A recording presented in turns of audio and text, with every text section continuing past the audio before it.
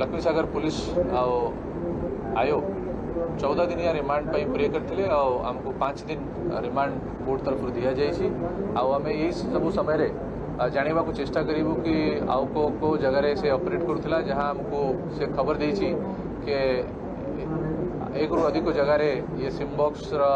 से मॉड्यूल तैयारी करथिला आ अलग अलग जगार ये सिमबॉक्स ऑपरेशन कंटिन्यू होता सीक्रेट मैनर रे ये सब लोकेशन को आम डिटेक्ट करने ये समय चेष्टा करूँ साइंटिफिक टीम आम हेल्प नेबू जदि कोटी आमको किसी डिटेक्शन हो किसी रिकवरी हो सब जिन सीजर करने साइंटिफिक टीम हेल्प नेबू आ तार परिवार को आम पचरा उचरा करूँ तार पास्ट एक्टिविटीज जानवा को आम चेष्टा करूँ आमर मुख्य उद्देश्य अच्छी कि ये जो सिमबॉक्स अच्छी सिमबॉक्स को काम यूज होता तार पर्पस कौन थी सी साइबर क्राइम किंबा टेररिस्ट एक्टिविटी किंबा जो फेक टेलीफोन एक्सचेंज क्रिएट करने यूज कराइला से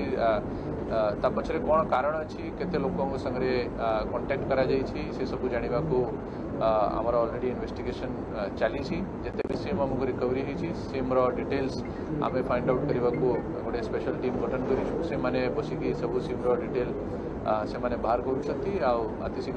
ये कौन सिमबॉक्स को ये बनाया जाइथिला और यूज कराउथिला से सब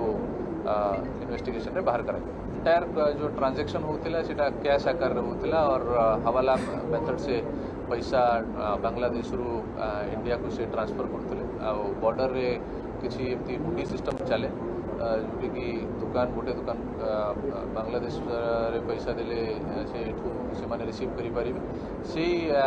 इनफॉर्मल चैनल रे ये कैश ट्रांजैक्शन करूथिला और से पैसा को ये व्यवहार करथिला।